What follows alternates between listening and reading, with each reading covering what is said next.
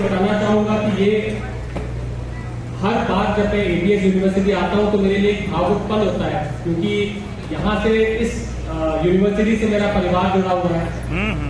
तब किसी चीज की स्थापना की जाती है तो जनरली 3 चीजें देखी जाती है कि स्थापना किसकी की गई है, किसने की गई है और किसके लिए की गई है। तो मैं आपको बताना चाहूंगा कि इस यूनिवर्सिटी की जब स्थापना की गई थी, जब मेरे दादाजी श्री गोविंद नारायण सिंह जी मध्य प्रदेश के मुख्यमंत्री थे, पहली सम्मिलित सरकार के मुख्यमंत्री बने वो, और उन्होंने 1.5 साल का कार्यकाल मुख्यमंत्री के रूप में गुजारा, और उस 1.5 साल के कार्यकाल में उन्होंने बहुत बड़ी यहाँ पर उपलब्धियां दी रीवा में, जैसे इंजीनियरिंग कॉलेज हो गया, मेडिकल कॉलेज हो गया, अपनी यूनिवर्सिटी हो गई, 5 सागर प्रोजेक्ट हो गया जिसको पहले हिडम्बा प्रोजेक्ट के नाम से जाना जाता था। उन्होंने अपने 1.5 साल के कार्यकाल में जो भी सुविधाएं रीवा को दे सकते थे, मध्य प्रदेश को दे सकते थे, उन्होंने दी।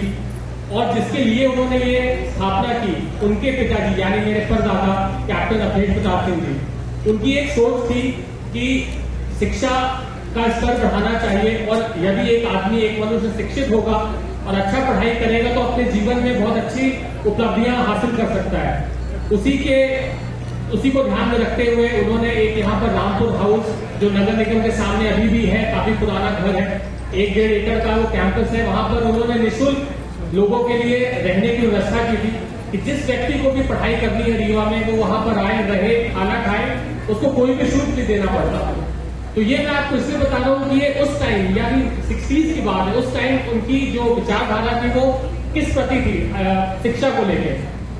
मैं आपको ये भी बताना चाहूंगा कि आप लोग कप्तान साहब के बारे में, मतलब मैं भी बहुत ज्यादा नहीं जानता हूँ, क्योंकि मैंने उनको कभी देखा नहीं, उनके बारे में बहुत ज्यादा सुना भी नहीं, क्योंकि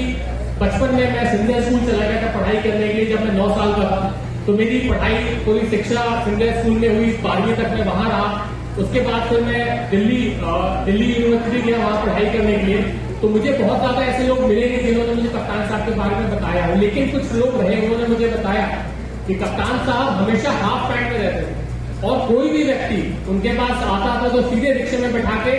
चाहे कलेक्टर हो चाहे कमिश्नर हो, उनके पास सीधे ले जाते। वो बहुत ही साधारण व्यक्तित्व के धनी आदमी थे। उनको नेहरू जी ने 1947 जब हमारा देश आजाद हुआ और पहले चुनाव के बीच का जो समय था, उसमें उन्होंने मध्य प्रदेश का उनको प्रधानमंत्री बनाया।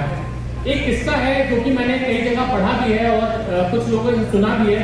कि वो नेहरू जी से मिलने जब हाफ पैंट में दिल्ली गए तो वहां के चपरासी ने, उनके नेहरू जी के घर के चपरासी ने उन्हें रोक लिया। उन्होंने एक बोला कि मैं मध्य प्रदेश का प्रधानमंत्री हूँ, माननीय नेहरू जी से मिलना है। उन्होंने, चपरासी ने बस एक कान से बात करके दूसरे कान से निकाल दी। वो बहुत देर तक इंतजार करते हैं, फिर जब उन्होंने दोबारा आके बोला, चपरासी ने अंदर जाके बोला, तो नेहरू जी स्वयं उनको बाहर लेने आए, फिर उनको अपने अंदर घर ले गए, उनको उनके साथ बैठ कर नाश्ता किया।